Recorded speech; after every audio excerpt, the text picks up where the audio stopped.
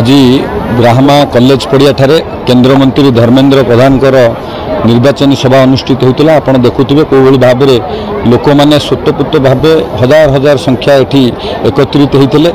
आमर प्रिय नेता केंद्रमंत्री धर्मेंद्र प्रधान निर्वाचन सभार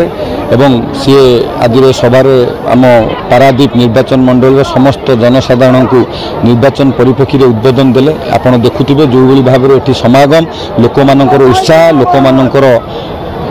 इच्छा शक्ति परिवर्तन करने ये स्पष्ट बारी पड़ुची एवं नरेंद्र मोदी जी नेतृत्व में आगामी निर्वाचन में सांसद प्रार्थी एवं विधायक प्रार्थी ये पारादीप रे विजय करेंगे सांसद प्रार्थी अधिका भोट पाइबे एथरे कौन सन्देह नहीं एवं लोक मैंने परिवर्तन चाहते आज आमर प्रिय नेता केंद्रमंत्री धर्मेंद्र प्रधान ये सभारे स्पष्ट भाव में कहीगले आम जो संकल्प पत्र रखीचु 25 वर्ष धरी ये सरकार जहाँ करना आम संकल्प पत्र को से दिल्ली दरबार में किभली भाव में प्रधानमंत्री पाखे